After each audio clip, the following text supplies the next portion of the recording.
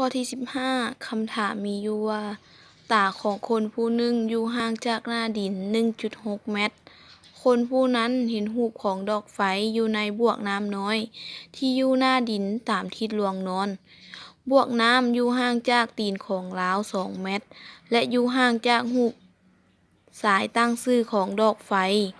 ใส่หน้าดินระยะ 10 เมตร จงคิดไล่ระยะห่างจากหน้าดินจนฮอดดอกไฟเราจะสามารถแต้มรูปได้ดังนี้นี่เป็นหน้าดินนี่เป็นหน้าดินแล้วตาของคนเฮาอยู่ห่างจากหน้าดิน 1.6 เมตรซึ่งเฮาสัญลักษณ์ด้วย A B แล้วตีนของคนเฮานี้อยู่ห่างจากบวกน้ำน้อยๆนี้มัน 2 เมตร และบวกน้ำนี้อยู่ห่างจากสาย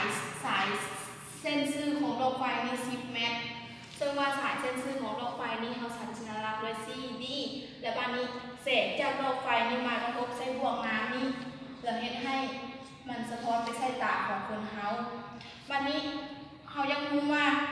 ระยะห่างตั้งแต่สายเส้นซื่อของดอกไฟนี้หาหน้าดินที่เท่ากับเท่าใดซึ่งเขาสัญลักษณ์ด้วย C และ D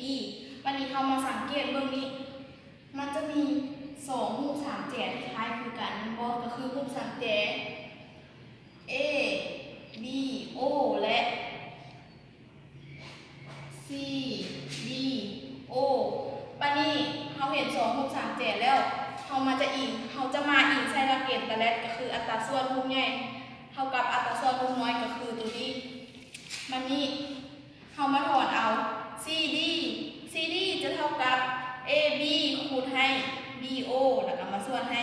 BO เอามาแทนค่าเฉลย CD จะเท่ากับ 1.6 คูณ 10 หาร 2 CD จะเท่ากับ 16 ส่วน 2 และ CD นี้จะเท่ากับ 8 เมตร แสดงว่าระยะ